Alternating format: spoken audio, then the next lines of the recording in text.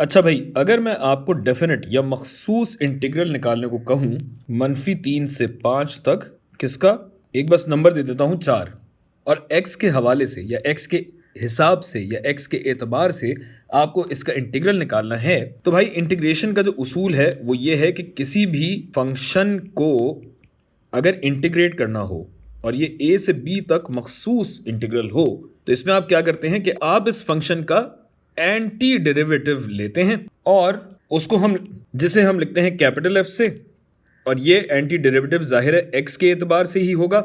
तो x की दो कदरें आपको डालनी है और इन दोनों कदरों के बीच में आपको डिफरेंस निकालना है, फर्क निकालना है, यानी बालाई हद से निचली हद तक का जो फासला होगा। तो अब अगर यहां आप देखिए तो 4 आपको दिया हुआ है, यहां तो x भी कहीं नहीं है। दूसरे ये कि एंटी डेरिवेटिव क्या होता है, कैसे निकालें, तो इसके लिए आपका लगता है reverse power rule. Reverse power rule आपको क्या कहता है? रिवर्स पावर रूल कहता है कि भाई ये जो 4 है इसको पहले तो x की टर्म्स में लिखिए, जाहिर है x की ताकत यहाँ पे 0 है, और रिवर्स पावर रूल कहता है कि इस मुतगय्यर या वेरिएबल में जो इसकी ताकत है उसमें 1 जमा कीजिए और फिर ये जो आपके पास नई ताकत आई है इस पे आप इसे तकसीम कर दीजिए।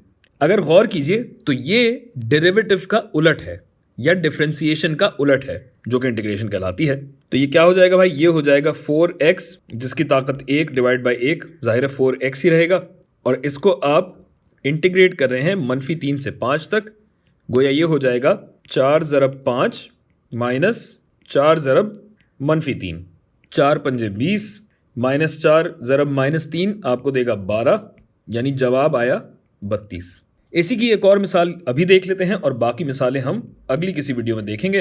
अब तो इंटीग्रेशन की ही हमें बात करनी है। तो अगर मैं आपको देता हूँ 7x² और मैं कहता हूँ इसको इंटीग्रेट कीजिए, मखसूस इंटीग्रल निकालिए -1 से 3 तक, तो क्या है भाई?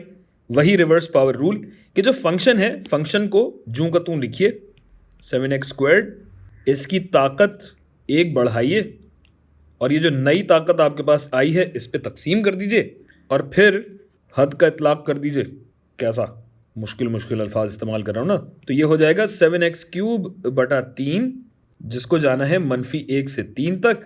तो अब देखिए ये हो जाएगा 7 ज़रब, अलग रंग में कर देता हूँ, 7 ज़रब 3 की ताकत 3 बटा 3 माइनस 7 ज़रब -1 की ताकत 3 डिवाइडेड बाई 3।